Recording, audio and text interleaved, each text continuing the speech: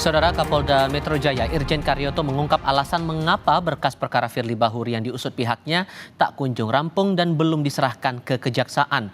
Menurut Karyoto, pihaknya tengah mengusut 3 kasus terkait Firly, yakni kasus dugaan pemerasan terhadap mantan mentan Syahrul Yassin Limpo, dugaan pidana pencucian uang, serta dugaan pelanggaran pasal 36 Jungto pasal 65 tentang KPK. Ketiganya menurut Karyoto tidak bisa dicicil. Mantan Ketua KPK Firly Bahuri sudah ditetapkan sebagai tersangka kasus dugaan pemerasan Syahrul Yassin Limpo pada November 2023. Tapi hingga kini Firly belum juga ditahan. Pada prinsipnya dalam asas hukum pidana kami tidak boleh mencicil perkara. Ya. Memang kemarin pasal 36 agak belakang. Ya. Kita fokus kemarin di pasal pemerasan dan dugaan suap, ya, pemerasan dan dugaan suap. Tapi karena kita sudah koordinasi dengan jaksa, kembali bahwa kita tidak boleh mencicil perkara. Makanya agak lambat, kita akan tuntaskan dua-duanya sekaligus. Pak, berarti itu kan yang larangan pimpinan KPK bertemu itu masih penyelidikan. Berarti menunggu penyidikan dan pelimpahannya bersama juga Pak dengan pemerasan. Ya, diharapkan begitu. Nanti saya cek lagi kepada Dirkrimsus untuk sampai sejauh mana yang pasal 30. Oke, cukup. Di sisi lain, dalam sidang pledoi di Pengadilan Tipikor Jakarta, mantan Menteri Pertanian Syahrul Yassin Limpo membuat pembelaan ia bukan penjahat dan pemeras. Di sisi lain, jaksa menyebut dari nota pembelaan secara tidak langsung, Syahrul justru mengakui melakukan korupsi. Penuntut umum sudah siap ya? Penasihat hukum terdakwa siap? Mantan Menteri Pertanian Syahrul Yassin Limpo mengaku terkejut mendengar tuntutan jaksa yang menyebutnya tamak. SYL mengaku tidak pernah meminta-minta uang dan fasilitas dari pegawai Kementan. Dalam sidang pledoi atau pembacaan nota pembelaan, SYL pamer prestasi dari masih menjabat lurah di Sulawesi Selatan hingga jadi Menteri Pertanian. Di ujung pembelaannya, SYL bilang ia bukan penjahat maupun pemeras. Saya merasa sangat terkejut dengan tuntutan jaksa menggunakan terminologi kata tamak dalam pertimbangannya untuk memberatkan saya. Saya tidak mengerti dan paham dengan kata itu. Karena majelis hakim yang mulia, yang terakhir, saya bukan penjahat yang mulia. Apalagi pemeras. Saya bukan pengkhianat. Saya ini pejuang dari negara bangsa ini. Saya belum pernah dihukum yang mulia. Saya menyesali perbuatan saya. Saya siap bertanggung jawab yang mulia. Namun saya ingin pertinggalkan untuk saya bisa bebas dan berkumpul kembali dengan keluarga tercinta. Jaksa KPK menilai nota pembelaan SYL dan kuasa hukumnya tak konsisten. SYL mempermasalahkan pasal pemerasan yang didakwakan, tapi secara tidak langsung mengakui perbuatan suap. Untuk itu, jaksa akan mengajukan replik 8 Juli lusa. Nah, kalau menurut kami kan 12E itu pemaksaan. Jadi sebenarnya dari beberapa pernyataan itu menunjukkan inkonsistensi bahwa di satu sisi mengakui ada penerimaan, tetapi penerimaan itu dalam rangka suap menyuap, bukan dalam rangka pemerasan. Saya rasa kalau fakta perbuatannya itu secara tidak langsung diakui sebetulnya. Kita kan sudah bermohon tadi untuk membuat replik tanggapan. Sebenarnya sudah tertuang secara rigid dalam surat tuntutan, tetapi ada beberapa poin yang kami tanggapi, nanti kami akan menguraikan. Sidang vonis atas dakwaan pemerasan dan gratifikasi mantan Menteri Pertanian Syahrul Yassin Limpo akan digelar Kamis 11 Juli mendatang. Selain jadi terdakwa di Pengadilan Tipikor Jakarta, SYL juga berperkara hukum di Polda Metro Jaya. SYL menjadi pelapor dugaan pemerasan oleh mantan Ketua KPK Firly Bahuri. Dalam sidang di Pengadilan Tipikor 24 Juni lalu, SYL mengaku memberi uang 1,3 miliar rupiah ke Firly Bahuri. Tim Liputan, Kompas TV. Sejak berstatus tersangka pada November tahun lalu, proses perkara Firly Bahuri hingga kini tidak ada kemajuan. Firly bahkan belum ditahan. Lalu apa yang membuat kasus ini seperti mandek di polisi?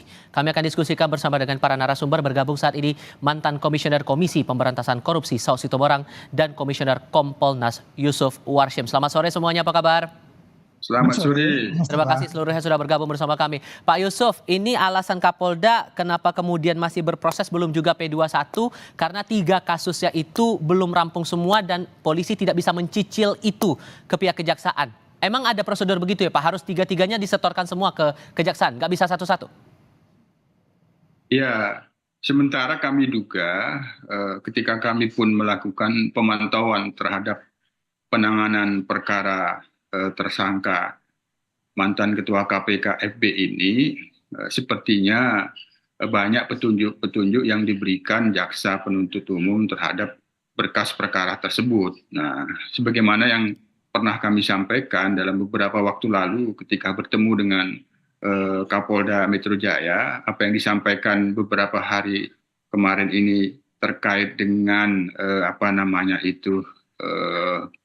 unsur pasal 36 Undang-Undang KPK yang itu larangan pimpinan KPK punya hubungan dengan apalagi pihak itu kalau terkait perkara tersangka atau pihak-pihak lain yang terkait dengan tindak pidana korupsi, sepertinya itu kita menangkap merupakan petunjuk jaksa penuntut umum.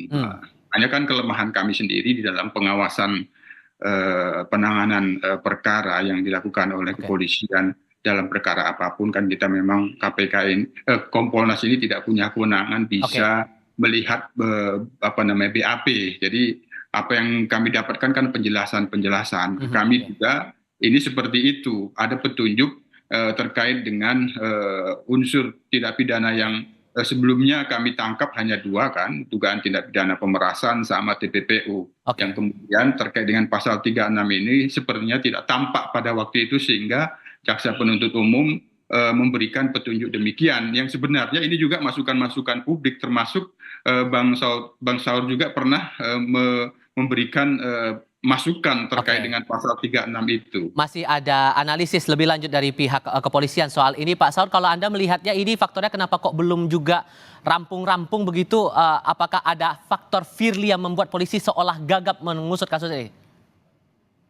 Ya, kalau lihat dari saya 2 kali ke sana memberi penjelasan seperti Pak Yusuf bilang tadi terkait dengan di luar pasal 36 dan 65-nya. Sebenarnya kan itu udah matang banget ya, kalau saya bilang dalam pengertian awam itu udah kalaupun ada umpamanya pertanyaan-pertanyaan kan kemudian ditanyakan kembali, dan itu saya pikir sudah jelas peristiwa pidananya full toid sudah terjadi, sehingga kemudian bagaimana sebenarnya proses ini dipercepat. Karena kalau saya lihat sekarang ini ketidakpastiannya tinggi ya. Pada bagian lain ketidakpastian tinggi itu kan sebenarnya menimbulkan ketidakadilan juga terhadap case-case yang sudah berlangsung di pengadilan saat ini. Jadi kalau kemarin Pak Karyoto menjelaskan itu, saya pikir ini signal buat kita, strong signal buat kita bahwa dia akan segera memproses itu. Jadi jangan lagi ada ucapan yang sama nanti 3 bulan kemudian kayak begitu lagi gitu loh. Kan kita berharap memang teman-teman Kompolnas walaupun nggak punya wewenang langsung di oversight mereka, tapi saya pikir karena gini loh, kalau ini kan persoalannya korupsi ini kita sulit sekali kalau kita indeks persepsi korupsi 34 ini kemudian cara kita menyelesaikan pemberantasan korupsi kayak begini. Jadi kita berharap gitu with any cost lah, kita sebenarnya ini prioritas ya supaya kemudian pemerintahan baru ke depan ini bisa lebih baik dalam penindakan-penindakan terutama yang dilakukan oleh aparat penegak hukum. Ya, jadi kan selalu kan hambatannya selalu di penegak hukum. Nanti orang bilang kalau sipilian atau masyarakat biasa, kalau swasta cepat, tapi kalau penegak hukum jadi lambat. Ini kan sudah bukti dari bulan 11 kan ya.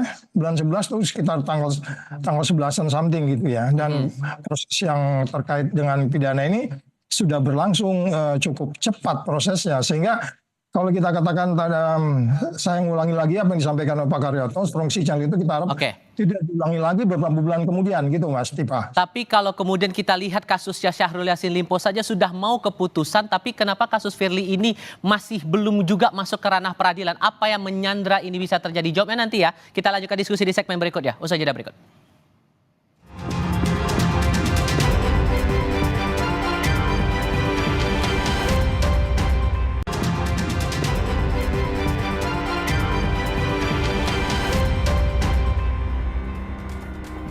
Satu pertanyaan untuk masing-masing narasumber kami. Singkat saja Pak Saud, saat Firly ditetapkan tersangka, KPK kembali membuka kasus dugaan suap proyek rel kereta di Dirjen Perkereta Apian. Dan di situ ada nama M. Suryo yang disebut-sebut rekan Kapolda. Apakah ini yang menyandra polisi tidak bisa mengusut kasus ini sampai ke pengadilan? ya framing itu pasti tidak akan bisa lepas begitu saja. Kita tahu kan Indonesia, kita udah lama hidup di Indonesia, biasa yang begitu-begitu gitu. Persoalannya kembali lagi itu menjadi tidak pasti, kita tidak melaksanakan setiap case itu sesuai dengan ya formil materialnya tentu pasti ya dengan cepat gitu. Jadi sebaiknya upaya-upaya seperti itu menjadi minimal atau framing itu menjadi minimal kalau kita memang firm di situ. Oleh sebab sekali lagi kenapa di masa lalu saya selalu mengatakan inilah kalau dari awal kita mengganti undang-undang KPK ini menjadi dia bagian dari pemerintah, dia jadi nggak firm lagi gitu loh. Ini sisi lain dari saya pikir Mas Tifa yang perlu kita lihat ke depan nanti. Oke, ini sudah jadi banyak pertanyaan yang muncul di publik juga Pak Yusuf, sehingga Kompolnas posisinya bagaimana agar pihak Polda Metro Jaya ini bisa segera mengusut kasus ini ketiga-tiganya begitu? Kami sendiri terus memantau dan mengawasi. Kami sudah menyampaikan ke Pak Kapolda, tentunya sebelum 17 Agustus 2024 ini kita berharap kepastian hukumnya sudah diberikan. Ya gentle saja. Kalau memang tidak memenuhi unsur ya harus dihentikan. Tapi kalau memang itu sudah jelas semuanya, berkas-berkasnya untuk bisa dilengkapi sesuai dengan jaksa penuntut umum, ya saya kira itu dipercepat sehingga 17 Agustus yang nanti di IKN itu tidak lagi bertanya-tanya publik ini terkait dengan kasus ini. Itu harapan kami. Oke, Pak Saud Sitomorang, terima kasih. Pak Yusuf Warsim juga terima kasih sudah berdiskusi bersama kami. Selamat sore semuanya. Terima kasih.